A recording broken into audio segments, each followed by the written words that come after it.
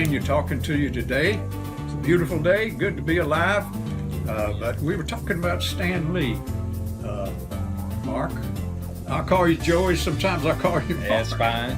You said it was okay if I called you Mark. That's right. But Stan Lee had a lot to do with a lot of these early Westerns, particularly in the Marvel comic line. Yes, sir. And one I'll start out with this time, Kid Colt number 10.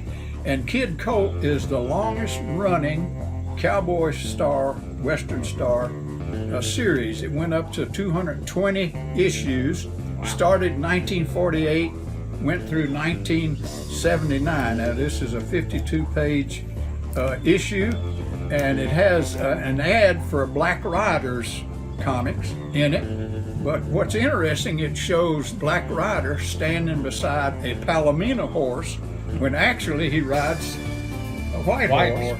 And the horse is called Ichabod, and unfortunately he calls him Satan when he rides him as Black Rider. Yeah. But it also has an ad for Whip Wilson in it, and it advertises itself, the Whip Wilson comic, as the best Western comic ever. Of course, we might want to debate that issue with them. But I thought it was interesting that this is the longest running series of the kids comics. Kid Colt, and that's number 10.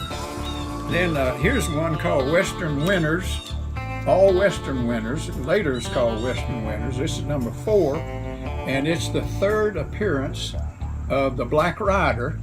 And in this issue, his identity is discovered by a young boy who becomes his friend and keeps his secret, and later saves his life. But what's good about this issue is the cover is done by Sid Shores, who's a well-known, respected artist. Inside, the artist is one called Russ Heath. His last name's Heath. I'm not sure about the first name. But another thing is it has a special letter to readers and parents, to the parents of the readers, and it pledges to bring the best reading matter to young readers and their right to read it. So that's something that's interesting about. But it has a very intricate or very complicated cover on the front. It looks like a Joe Manili cover, but I believe it's Sid Shores artist cover. Here's Two Gun Kid. Stan Lee, I assume, is the writer. Joe Manili is the artist in this particular issue of Two Gun Kid, number 42. It's a line drawn also. We've been talking a lot about these photo covered comics, and I guess those are my favorite because there's some beautiful covers in some of those. But the line drawn ones, I noticed, are getting a little more value in some of the price guides. Yes, sir. And here's one, another Kid Colt, number 63. Jack Keller, he's the artist on 3 of the stories, and Stan Lee has one story in this. I believe he does the art and is also the writer. The story is called Slap Leather, and we're talking a lot about Stan Lee because there's one particular comic I want to get to that we'll mention again. We've mentioned it before.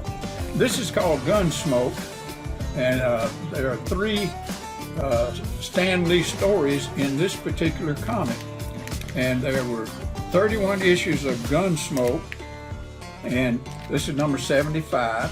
What's unusual about it is that it has 3 great other artists, Dick Ayers, Paul Raymond, and Saul Brodsky, and the last story mentions, interestingly enough, Marshall Dillon of Dodge City. I thought that was really interesting, even though he doesn't have a thing to do with it. All right, see you next time.